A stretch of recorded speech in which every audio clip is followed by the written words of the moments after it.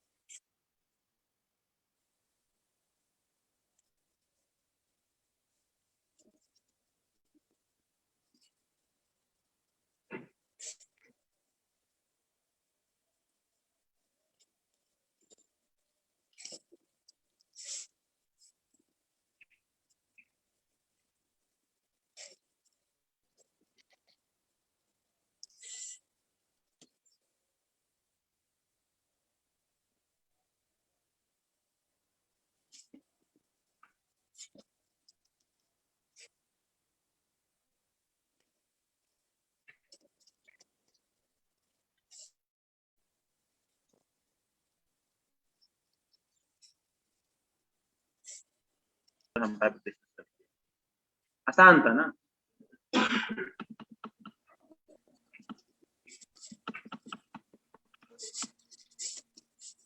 Perot, ठीक है। C3M6 उसमें तो कोई क्वेरी नहीं होनी चाहिए, मेरे ख्याल से क्लियर है। मैनेजमेंट में क्या करेंगे? Lifestyle, life long acid suppressive therapy, lifestyle changes, smoker है तो स्मोकिंग स्टॉप करनी है और फॉलो अप सर्वेलेंस ईजीडी करनी है 3 to 5 yearly. Complications, adeno most importantly, peptic GERD के साथ एसोसिएटेड हो सकते हैं, पर लीड हो सकता है। इन इंपॉर्टेंट थिंग जो उन्होंने सुननी होगी वो एडिनो ही होगी। बाकी अगर उन्होंने 2-3 आप कर लो एड ऑन तो मेरे ख्याल से कोई इशू नहीं है, क्योंकि जो काउंट होते हैं वो इंपॉर्टेंट, जो टॉप वाली चीजें होती है वो काउंट होते हैं। इसमें कोई क्वेश्चन है?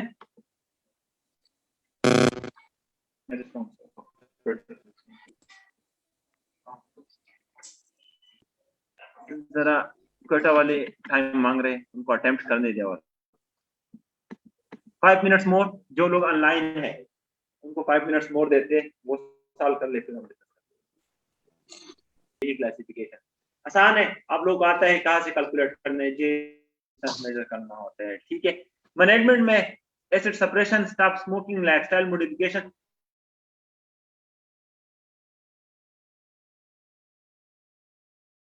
स्मोकिंग स्टॉप कर लेते हैं क्योंकि ये स्मोकर था, जो कि एक मेजर रिस्क फैक्टर है, ठीक है। रेगुलर फॉलो 3 to 5 ईयर इसलिए दिया है कि इसमें डिस्प्लेजिया नहीं था ना, सिंपल बेर, तो हम डिस्कस कर लेंगे टॉपिक में, पर 3 to 5 ईयरली एज पर एसीजी गाइडलाइंस। कॉम्प्लिकेशन में एडिनो, इस क्वेश्चन ये तो सिंपल था, जहां पर आप लोगों को कंफ्यूजन होगी, मेरा पर्सनल ये होगा, जहां पर कंफ्यूजन होती है तो मैंने जिस तरह अटेम्प्ट किया था, तो राइट वन डायग्नोसिस उसके साथ लिख के रूल आउट दिस। जिस तरह हमारे क्वेश्चन में कंफ्यूजन था कि ये एब्डोमिनल ट्यूबरकुलोसिस, मैंने कहा कि most probable diagnosis is peritoneal tuberculosis, but ovarian या peritoneal carcinomatosis should be rule out.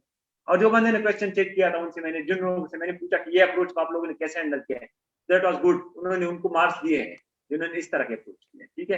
तो जहां पर आपको समझ नहीं आ रहा कि दो में बहुत क्लोज है मेरे ख्याल से, क्योंकि लिस्ट ऑफ इन्वेस्टिगेशन फिर उन दोनों की सेम ही होती है, तो मेरे ख्याल से दोनों फिर इसमें कोई क्वेश्चन तो नहीं है, आप लोग के ऑब्जेक्शन तो नहीं है मेरी की, फिर हम डिस्कस करते हैं टॉपिक।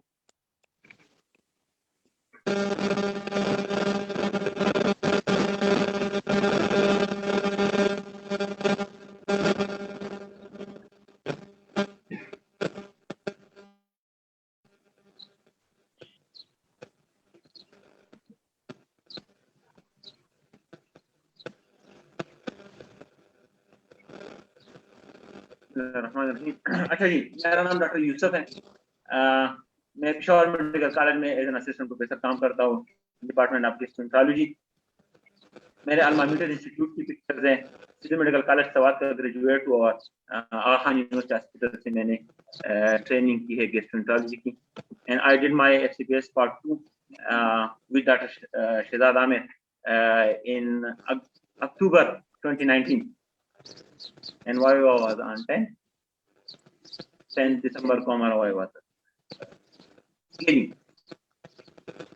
ये टॉपिक ऐसे नहीं है कि आप लोगों को नहीं आते और हमारा आपको पढ़ाना मकसद है। जस्ट रिवीजन टाइप है, शायद मैं कुछ मिस करूँ, आप लोगों को बहुत सारे ऐसे होंगे जो मैं मिस कर रहा हूँ। पुरानी नॉलेज है, आप लोगों की फ्रेश नॉलेज है, जिन्होंने अभी पढ़ा होता है उनकी नॉलेज हमसे ज्यादा है। ठीक है, तो जो लोग आप इनपुट देना चाहते हैं, you can really you input. सिर्फ जस्ट रिवीजन टाइप है कि टॉपिक रिवाइज हो जाए, एग्जाम में अटेम्प्ट कैसे करना है, दैट्स मोर इम्पोर्टेंट। आता सबको है, तो शायद जिनको ज्यादा आता है वो 4 पेजेस 4 के 4 पेजेस भर देते हैं और उनको मार्क्स नहीं मिलते, और जिन्होंने होता है उनको मार्क्स मिल जाते हैं। क्योंकि जिन लोगों ने पेपर चेक किए थे, मैं उस वक्त जब मेरा पेपर था तो इंतुजियाज्म के साथ सब लोगों के पीछे वहां पर लगा होता था, कौन पेपर चेक कर रहा है, ठीक है। या तो मैंने उस वक्त की शेयर भी किए थे जब कंसल्टेंसी निकाल के, तो सब लोग कह रहे थे उनके पास इतना टाइम नहीं होता यार, वो 2 घंटे में आपके 180 पेपर चेक करके आ रहे होते थे। बहुत सारे मेरे कंसल्टेंट सीनियर, मैं नाम नहीं लूंगा, और उस पर खपा भी थे कि बहुत सारे लोग हैं जो कि वो कंसल्टेंट कुछ इस पे खपा थे कि ये बंदा 2 घंटे के अंदर 180 पेपर कैसे चेक करके चला गया, और मैं सुबह से बेटा मैंने चेक नहीं किया। तो उनकी टाइम इंपॉर्टेंट होती है, वो इतना टाइम नहीं देते। तो मेरे ख्याल से फ्रंट पेज जो है ना, दैट इज मोर इम्पोर्टेंट। जिनका है ना, वो अपने गिरबान में उसी वक्त एग्जाम में जान के कुछ बुरा कर रहे हैं, ठीक है, वो अप टू द पॉइंट चीजें नहीं लिख रहे, वो एडिशनली कुछ लिख रहे हैं। और जिनका फ्रंट पेज या उससे थोड़ा सा आगे जा रहे हैं, तो इट्स ओके, ठीक है। तो फ्रंट पेज ही चेक किया जाता है, उन्होंने इतना उनके साथ की में जो चीजें होती है उसके मुताबिक चेक किए जाते हैं। अगर आपने उन्होंने 3 इन्वेस्टिगेशन मांगे हैं और आपने 10 लिख किए और आपकी 3 वाले 6 7 8 पे तो गए, पर अगर आपने 10 लिख किए और आपकी 3 वाले पहले 3 पे मौजूद है तो उन्होंने पहले 3 वाले लेने, ठीक है। क्योंकि उनकी वो जो एग्जामिनर है ना, वो आपको फेवर दे ही नहीं सकते अगर वो चाहेगी। वो लोग खुद डरे होते हैं, उनको चेक किया जाता है, उनके ऊपर होती है कि आपने अगर बहुत ज्यादा कंट्राडिक्शन होता है ना 2 एग्जामिनर के दरमियान, एग्जामिनर के पीछे सवालनामा आता है कि आपका कंट्राडिक्शन बहुत है, आप गलत चेकिंग कर रहे हैं, ठीक है। तो वो उसके साथ ठीक के साथ स्ट्रिक्ट रह जाते हैं ना, इसलिए वो लोग ज्यादा फेवर नहीं दे पाते। बेरेट साहब का नानमन बेरेट साहब है जिन्होंने ये मसला क्रिएट किया और क्वेश्चन एग्जाम में आ रहे हैं, ठीक है जी। फोरेंसिक सर्जन थे। डिफिनेशन आप लोगों को पता है कि कौन सा मेटाप्लेजिया होना चाहिए, इंटेस्टिनल या गैस्ट्रिक? पुराने जमाने में दोनों को कंसिडर किया जाता था ना। आप कह रहे हैं कि नहीं जी, जो डिस्प्लेजिया है वो होना, मेटाप्लेजिया है वो होना चाहिए इंटेस्टिनल। और इंटेस्टिनल का कैसे पता चल जाता है? गॉबलेट सेल से। क्यों, स्टमक में नहीं होती गॉबलेट सेल जी? चलो 5 to 6% लोगों को इफेक्ट करते हैं ये डायग्नोस्टिक क्राइटेरिया है जिसमें थोड़े बहुत गाइडलाइन की मैंने स्नैपशॉट डाली हुई है। एजीए और एसीजी दोनों कह रहे हैं कि आपकी इंटेस्टाइनल मेटाप्लेजिया होगी तो बेरेट होगा, चाहे इंडोस्कोपी पे बेरेट हो, आपको लग रहा है कि बेरेट है, पर अगर इंटेस्टाइनल मेटाप्लेजिया नहीं है तो बेरेट नहीं है, ठीक है जी। पर इस सब में जो डिफरेंस है बीएसजी का है, ब्रिटिश सोसाइटी ऑफ गैस्ट्रोएंटरोलॉजी, वो कह रहा है कि अगर आप लग रहा है और इंटेस्टाइनल मेटाप्लेजिया नहीं है, गैस्ट्रिक मेटाप्लेजिया में, तो स्टिल दे कंसीडर है। अच्छा, जो मॉन्ट्रियल है वो दोनों को कंसीडर कर रहा है, पर हम ज्यादातर लोग जो है हम फॉलो कर रहे हैं एसीजी को या एजीए को, तो वो चाह रहे हैं कि इंटेस्टाइन में। पर अगर कोई एग्जामिनर ऐसा हो जो ब्रिटिश वालों को ज्यादा फॉलो कर रहा है तो आपसे पूछ सकते हैं इंटेस्टाइन मेटाप्लेजिया नहीं है तो आप बेरेट कंसीडर करेंगे, तो जी पीएचडी कंसीडर करता है इसको। या जिन्होंने ईएसजी की एग्जाम, यूरोपियन एग्जाम दिए हो स्पेशल सर्टिफिकेट को, तो वो इन्हों को ज्यादा फॉलो करें। कैसे दिखता है, थोड़ा स्लाइड भी हमें पता होना चाहिए क्योंकि स्लाइड भी आते रहते हैं ना। तो सर्टिफाइड स्क्वेमस एपिथेलियम आसानी से आप लोग पहचान लेते हो। कॉलमनर एपिथेलियम में जो गॉबलेट सेल्स है, वो जो एम्प्टी स्पेसेस आपको मिल रहे हैं ये इस स्लाइड में, तो दे आर गॉबलेट सेल्स, ठीक है जी।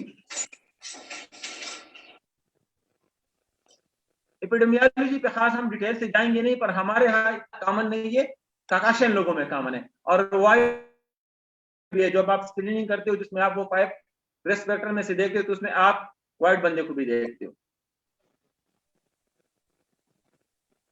Risk factor for बेरेट oesophagus in oesophageal adenocarcinoma कितना क्रॉनिक 5 ईयर से ज्यादा हो, एज, ठीक है जी, मेल जेंडर जो अक्सर ज्यादातर हम लोग ज्यादा एक्सपोज होते हैं, इसलिए खवातीन जो है माइंड ना करे उनकी एज ज्यादा है ना, कहते जल्दी नहीं मरते ना, तो उनकी एज ज्यादा पाकिस्तान में, क्योंकि रूमेटोलॉजी के अलावा बाकी सब में अगर आपको कुछ याद नहीं आ रहा कि कौन सा जेंडर ज्यादा है, तो रूमेटोलॉजी के अलावा बाकी सब में मेल ही लिखे कि मेल प्रीडिस्पोजिंग ज्यादा है रूमेटोलॉजिकल डिजीज के अलावा, ठीक है जी।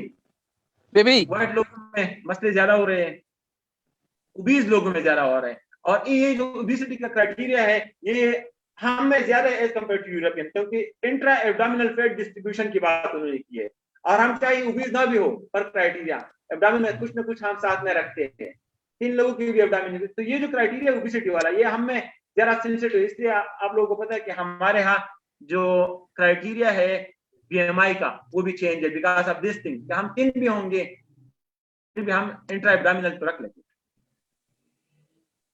गाइडलाइंस क्या कहते हैं कि क्या करें, upper G endoscopy is indicated in men and women with heartburn and alarm symptom, ये तो सबको पता है, जो भी अलार्म सिम्टम के साथ है तो इसका तो मीन उसके साथ कोई ताल्लुक ही नहीं है बेरेट के साथ। ये दूसरी जो अपर ये गैरट की एंडोस्कोपी की रिकमेंडेशन है एसीजी और एजीए के लेके कि जिनको रिस्क फैक्टर होगा उनमें एंडोस्कोपी करेंगे, जिनको रिस्क फैक्टर ना हो पर वो आपकी प्रोटॉन पंप इनहिबिटर की थेरेपी को रिस्पॉन्ड नहीं करते तो आप नेक्स्ट जो आप इन्वेस्टिगेशन करते हो आप एंडोस्कोपी करते हो, उसमें कुछ नहीं आता तो फिर आप जाते हो एक मॉनिटरिंग और उन सब चीजों पे। हाई रिस्क लोगों में आपने एंडोस्कोपी स्क्रीनिंग करनी, और हाई रिस्क लोग आप लोगों को पता है कि कौन है, तो हमने ऑलरेडी बता दिया कि gender, white race, intra abdominal obesity, उन लोगों में किया जाता है, सब लोगों में स्क्रीनिंग एंडोस्कोपी रिकमेंडेड नहीं है। सो ये एजीए वाले कह रहे हैं कि we recommend against screening the general population with GERD और बेरेट एसोफेगस, तो ऐसा नहीं है कि क्लिनिक में बैठे हैं और सब GERD के लोग आ रहे हैं और उनको हम स्क्रीन किए जा रहे हैं, तो उनको स्क्रीन रिकमेंडेड नहीं है अनलेस उनमें जो रिस्क फैक्टर्स है 3 आउट ऑफ 5 वो मौजूद होते हैं। एसोफेजियल एडिनोकार्सिनोमा जो हम लोगों ने जवानी में पढ़ा था पैथोलॉजी की बुक में कि पुराने जमाने में स्क्वेमस कार्सिनोमा ज्यादा होता था, 80-20 रेशियो होता था, अब ये रेशियो चेंज होता जा रहा है और अब एडिनो वो रेड कर दिया स्क्वेमस को, तो ये वही बार है, वही चीज दिखा रहा है कि 1975 से लेकर अगर आप आगे जा रहे हैं तो एडिनोकार्सिनोमा जो है उसका रिस्क बढ़ गया, और इसके पॉइंट ये है कि रिस्क जो है हमारा GERD के लिए बढ़ गया है, ओबेसिटी बढ़ गई है, स्मोकिंग आ गई है, तो सारे और जो smoke nitrate based food use है जो स्क्वेमस सेल कार्सिनोमा के लिए वो कम हो गए कंपैरेटिवली। ये परसेंटेज बता रही है कि ओवरऑल तो एडिनोकार्सिनोमा बढ़ गया है, पर नॉन डिस्प्लास्टिक बेरेट में जो मेलिग्नेंसी की परसेंटेजेस है स्टडीज जो अब बता रहे तो वो कम बता रहे हैं कंपेयर टू प्रीवियस स्टडीज। 1990 में बता रहे कि 1% पर ईयर डेवलप हो रहे हैं, 2000 में बताया कि 0.2% पर ईयर बेरेट में एडिनो डेवलप हो रहे हैं, अब बता रहे हैं कि नहीं 2014 में बता रहे हैं कि 0.25% लोगों वालों में डेवलप हो रहे हैं, ठीक है। We don't know the logic कि इसके पीछे क्या है, शायद इसके पीछे ये हो कि अब हम स्क्रीनिंग बहुत अर्ली फेजेस पे कर रहे हैं और हम अर्ली बेरेट भी पिक कर रहे हैं, शायद उस वक्त ये था कि हम अर्ली बेरेट पिक नहीं कर रहे थे, सबकी स्क्रीनिंग इंडोस्कोपी इतनी इजीली अवेलेबल नहीं होती थी, तो शायद उस वक्त सब सिम्टोमेटिक लोग की होती थी उनमें मेलिग्नेंसी ज्यादा पिक होते थे। आई थिंक मेरे ख्याल से ये है, अदरवाइज ऐसा कोई और रीजन नहीं बन रहा है। पर आजकल जो परसेंटेज आपकी बुक में फॉलो कर रहे हैं हमारे बुक वो यही परसेंटेज फॉलो कर रहे हैं जो last long segment short segment जो फ्यू डेज बैक ग्रुप पे बोर्ड डिस्कशन चल रही थी, क्लिनिकली कोई इंपॉर्टेंस नहीं है, एसीजी वालों ने सिर्फ जो लेंथ है उस पर डिफिनेशन दे दी है 3 सेंटीमीटर और कुछ लोगों ने तो 2 सेंटीमीटर भी दे दी है, क्लिनिकली कोई इंपॉर्टेंस नहीं है और ना आपकी स्क्रीनिंग ना आपके फॉलो अप पे कोई इंपॉर्टेंस है, ठीक है जी।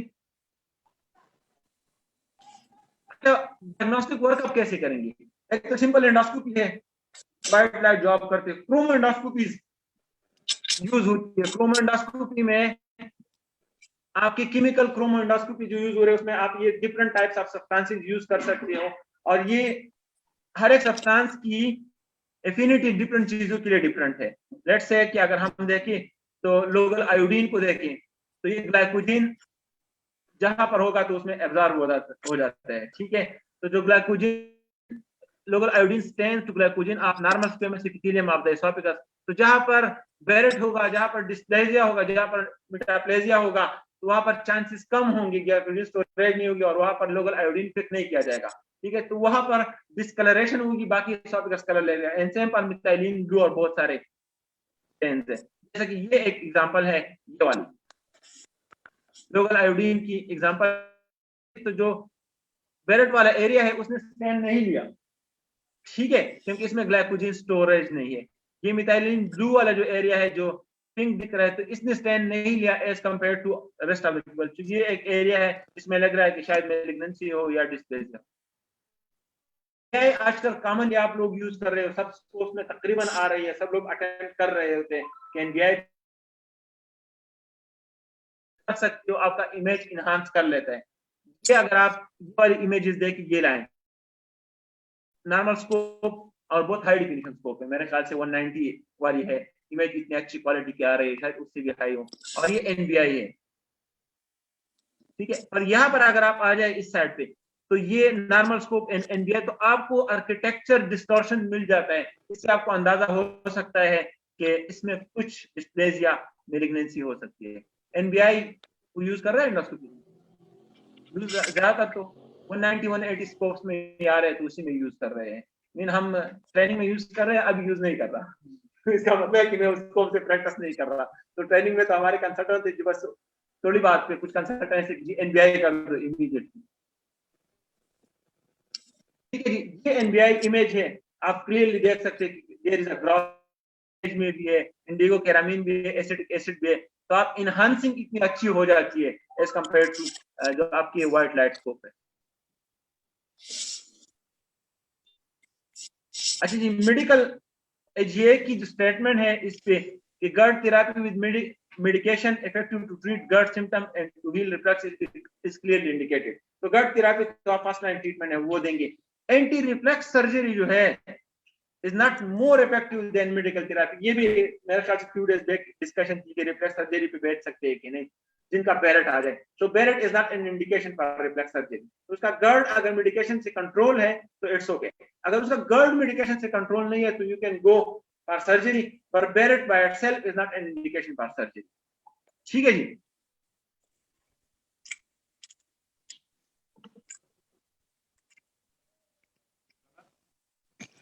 अच्छा जी, हाई ग्रेड डिस्प्लेजिया आ गया है तो उसमें मेलिग्नेंसी का रिस्क बढ़ जाता है, 6% पर ईयर हो जाते हैं। क्या करें हाई ग्रेड डिस्प्लेजिया के साथ अगर बेरेट में है? तो आप ये जो पहला ऑप्शन है स्लाइड में जो मैंने ऐड किया, ये आजकल तो रिकमेंडेड है नहीं हाई ग्रेड डिस्प्लेजिया के। आपको एंडोस्कोपिक एब्लेशन करनी होगी या आपको एंडोस्कोपिक रिसेक्शन करनी होगी या एसोफेजियल। अगर मैं बात करूं तो मेरे ख्याल से हमारे हाथ तो ये दो ऑप्शन, जो एंडोस्कोपिक एब्लेशन और प्रैक्टिकल बात करूं या EMR है, तो दोनों अवेलेबल है। हम तो ये पहले ऑप्शन पे जाएंगे या हम लास्ट ऑप्शन पे जाएंगे। ठीक है जी, और जो रिकमेंडेड है वो एंडोस्कोपिक एब्लेशन है। ट्रीटमेंट ऑप्शन क्या हो सकते हैं डिस्प्लेजिया के लिए? आपकी एंडोस्कोपिक थेरेपी हो सकती है, आपकी सर्जिकल थेरेपी। सर्जिकल तो इसे प्रोजेक्टिव में हो गई ना। एंडोस्कोपिक में क्या क्या ऑप्शन हो सकते हैं? एंडोस्कोपिक म्यूकोसा सकते हैं, एब्लेशन हो सकते हैं। एब्लेशन के डिफरेंट टाइप्स है, या आप हीट यूज कर सकते हैं, डायनामिक थेरेपी यूज कर सकते हैं। हीट में काफी लंबी लिस्ट है, जो मैंने येलो किया हुआ है तो RFA जो कि फर्स्ट लाइन रिकमेंडेशन है, equal to RFA photodynamic therapy है।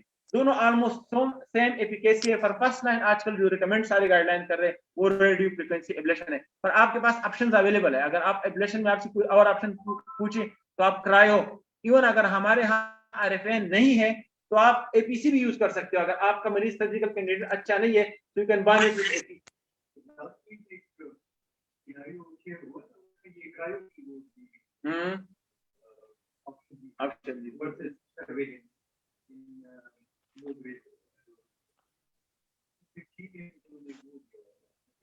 तो नहीं, पर लो ग्रेड में तो वैसे भी मसला क्लियर नहीं है। लो ग्रेड में तो वैसे भी कंफ्यूजन है कि मैं एब्लेट करूं या मॉनिटर करूं।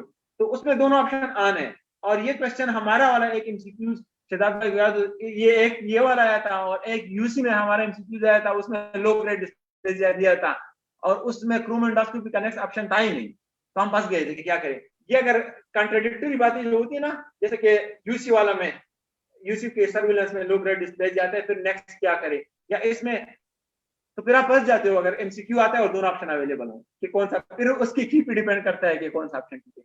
तो वैसे क्रायो तो सर्विलेंस भी कर सकते हो, पर वैसे एक ऑप्शन है, उसकी कॉम्प्लिकेशन की वजह से रिकमेंडेड नहीं है। ये नहीं है कि रिस्पॉन्स अच्छा नहीं है, कॉम्प्लिकेशन रिस्क आरएफए के साथ सबसे कम है as compared to these all other rest of the therapy. अच्छा, सबसे इंपॉर्टेंट जो चीज है वो आपकी टी स्टेजिंग है। किसी अगर ट्यूमर है तो उसकी स्टेजिंग इंपॉर्टेंट है, तब आप ईएमआर की जो अगर बातें करेंगे तो टी स्टेजिंग सबसे ज्यादा इंपॉर्टेंट है। तो लिम्फ नोड मेटास्टेसिस, अगर आपका मरीज इंट्राम्यूकोजल कार्सिनोमा या हाई ग्रेड डिस्प्लेजिया है तो लिम्फ नोड मेटास्टेसिस 1 to 2% है। और अगर सब म्यूकोजल इन्वेजन आ गई है तो lymph node metastasis more than 10% हो जाती है। और ईएमआर आप दोनों काम के लिए करते हो। जो हम कहते हैं ना कि एक नोड्यूल आएगा तो उसको हम डायरेक्टली ईएमआर करेंगे, उसकी रीजन ये है कि ईएमआर में आप सबम्यूकोजा तक चले जाओगे तो आप उसका टी स्टेज पता चल जाएगा, तो थेराप्यूटिक भी हो जाएगा और डायग्नोस्टिक भी हो जाएगा। आपको टी स्टेज भी एग्जैक्टली पता चले तो आपको फर्दर डिसीजन लेना आसान हो जाएगा। ठीक है, इसलिए आरएफए उसमें रिकमेंड या बायोप्सी इसलिए रिकमेंडेड है कि बायोप्सी में आप बता ही नहीं सकते अगर नोड्यूल है तो कितना डीप। ये आपको सबसे मशहूर टी स्टेजिंग जो आप सबको याद है। और ये लुमिनल के लिए याद करने का आसान तरीका ये था कि टॉप टू बॉटम लुमिनल में यही टी स्टेजिंग यूज होती है, T1, T2, T3, T4 सब में, इवन कोलोनिक मैलिग्नेंसीज में भी यही है। उसकी टी में कोई खास डिफरेंस नहीं है सब लुमिनल में, अलबत्ता उसके एन में डिफरेंस होता है। कहाँ पर 3 to 6 नोट्स पे अगर डिफिनेशन है तो कहीं पर लेस देन 4 नोट्स पे वो आपका T0, T1, T2 में डिफरेंस है, पर सॉरी N1, N0 में, पर टी में कोई डिफरेंस है ही नहीं। T1A, T1B आपको पता है अगर मस्कुलरस म्यूकोजा को क्रॉस कर रहा है तो T1B हो जाए। T1B is not a candidate to undergo endoscopic management.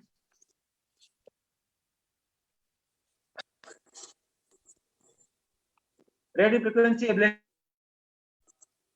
ये जस्ट अ पिक्चर है, आपका प्रोब अंदर जाता है और उसको आपके एचसीसी में चलाते हैं उसी तरह का प्रोब है, पर उसमें कैथेटर होता है, सिंगल निडल टाइप होता है, और इसमें निडल नहीं होता, बैलून टाइप होता है जो कि पूरे इस म्यूकोजा को जला देता है। कॉम्प्लिकेशन रिस्क, ये एक स्टडी है जिसमें 6% स्ट्रक्चर होते हैं, 1% अपर जेबी और चेस्ट पेन के सिम्टम्स हो सकते हैं।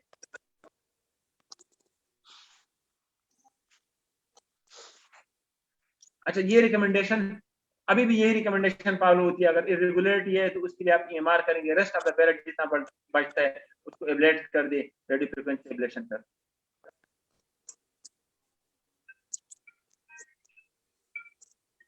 अच्छा, ये efficacy in preventing cancer is not established for RFA still, क्योंकि वो कह रहे हैं कि आरएफए अगर सुपरफिशियल जला देते हैं तो अगर उसकी थोड़ी सी डीप होगा तो मोस्ट ऑफ द टाइम वो नया म्यूकोजा बन जाता है, उसकी नीचे भी मैलिग्नेंसी ग्रोथ कर सकती है।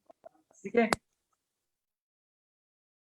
डज नॉट ऑब्विएट सर्विलेंस, अगर आप उसको जला भी देते हैं तो सर्विलेंस उसी तरह कंटिन्यू रहती है डिस्पाइट कि आपने आरएफए कर दिया। अगर हाई ग्रेड डिस्प्लेजिया आया है और आपने आरएफए कर भी दिया तो सर्विलेंस उसी तरह कंटिन्यू रही। ये एक सिंपल स्लाइड जो कि एसीजी की गाइडलाइन पे बेस है। ठीक है, रेस्पेक्टर आपको पता है, लेट्स से अगर हमारे यहाँ इसको मैं थोड़ा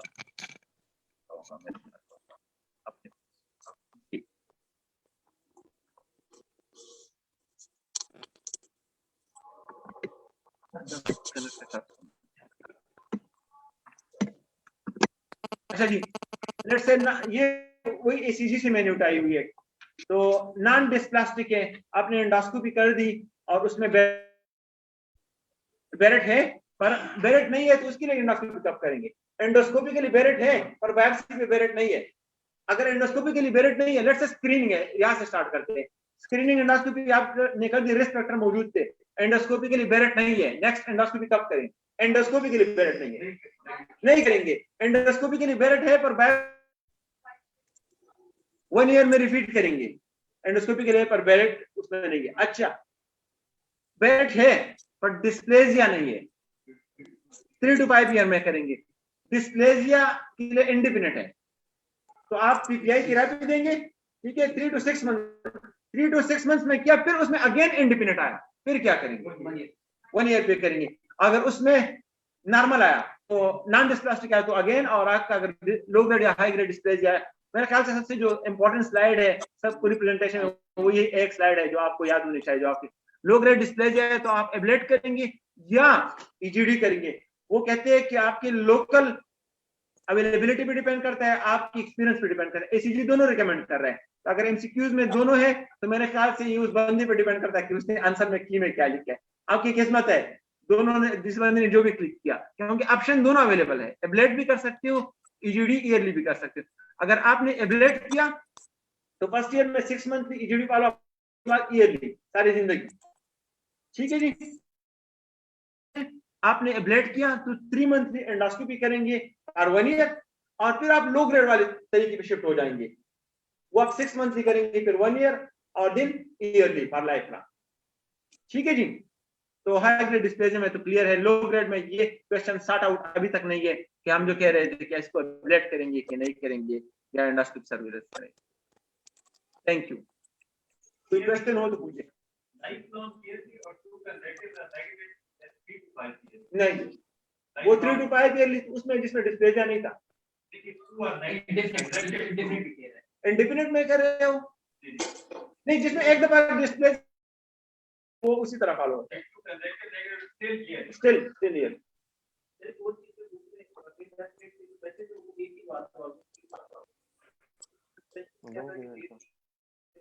Six monthly, then annually was 3 to 6, 8 weeks की आप एग्रेसिव थेरेपी देते हो। 3 to 5 years। वो जो बात है वो बेसिकली एसोफेजाइटिस में बहुत अच्छी एप्लीकेबल है। अगर उसको एसोफेजाइटिस है तो आप 8 वीक की पीपीआई थेरेपी करके फिर बायोप्सी लेते हो। ऐसा है कि आप वो चीज याद रखो जो मेजॉरिटी कहते हैं जी, वो आप याद रखो।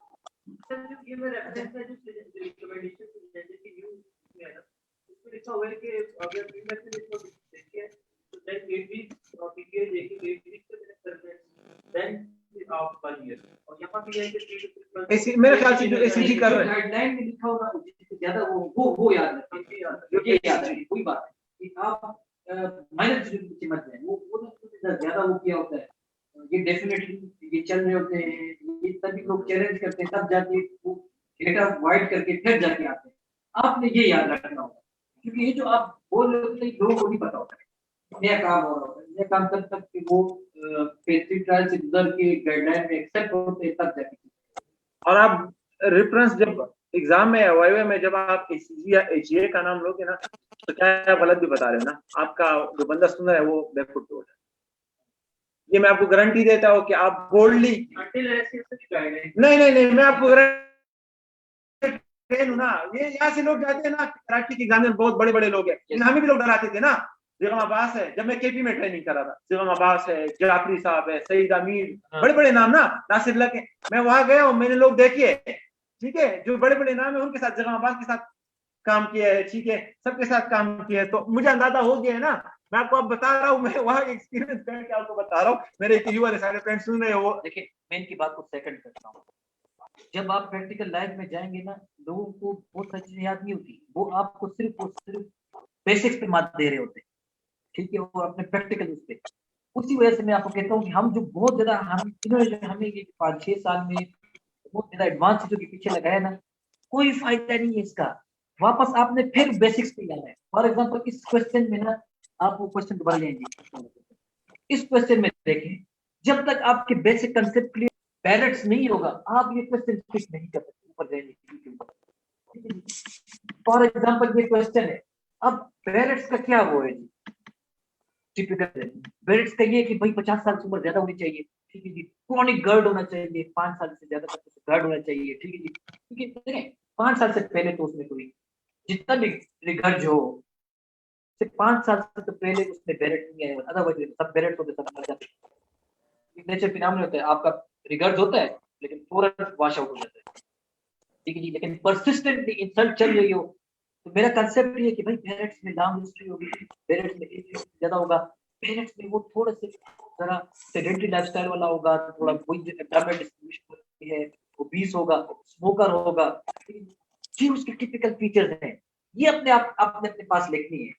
पेरेंट्स में आगे जाने से पहले, मेरा सर्विलेंस पे जाने से पहले ये चीजें जब आपको नहीं आई, लेट्स से मैं आपको मिसाल दे देता हूँ, पेपर आप सॉल्व कर ले, आपने बेरेट्स पिक कर लिया है, बाकी चीजें वर्कअप भी कर लिया है, लेट्स से सर्विलेंस में आप गलत भी हो गए तो कितने नंबर कटेंगे? तो ज्यादा तो नहीं कटेंगे ना।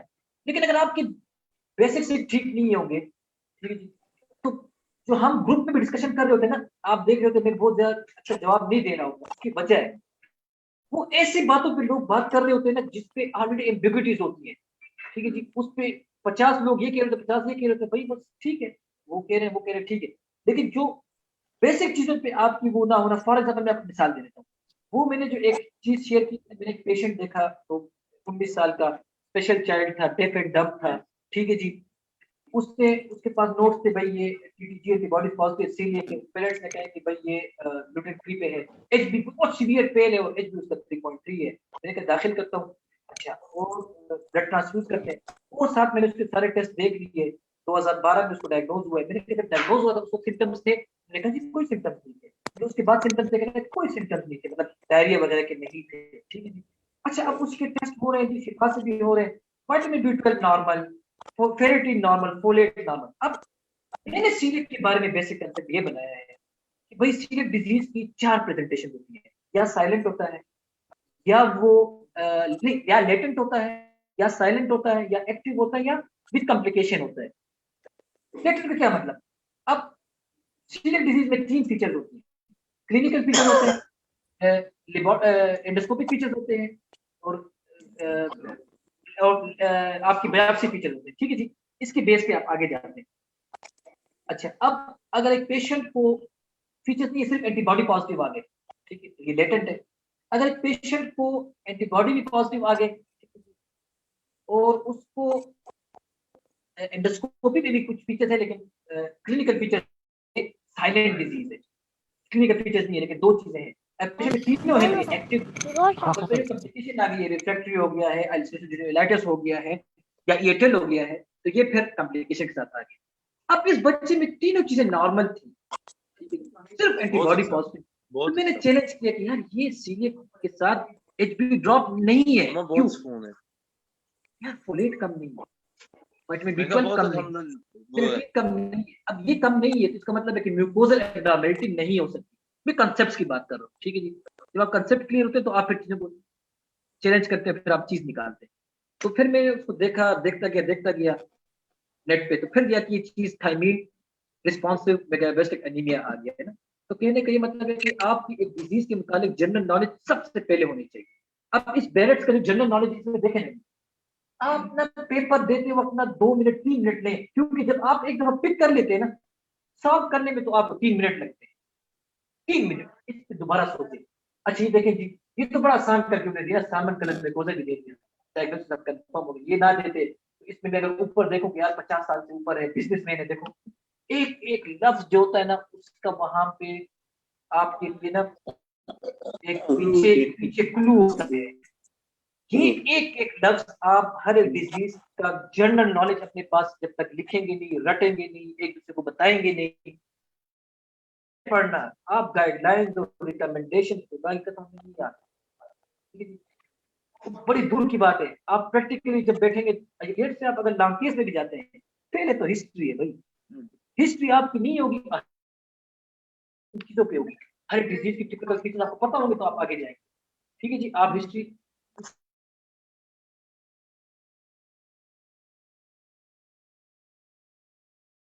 देखें, बिजनेस में क्रोनिक स्मोकर है, 4 इयर्स हिस्ट्री है, लेकिन लॉन्ग हिस्ट्री है, रेट्रोस्टर्नल बर्निंग है, एब्डोमिनल फुलनेस है, ईजीजी में कोजा आ गया, तब आपने ये पिक किया, ठीक है। फिर आप आगे जाएंगे कोर नॉलेज पे, इसमें क्या क्या हुआ, वो फिर आपको सब आता है, लेकिन अपने आप को आपने स्ट्रीमलाइन करना है, अननेसेसरी चीजें निकालनी है और नेसेसरी चीजों को आना है, ठीक है जी। अब हम नेक्स्ट पे जाते हैं जी।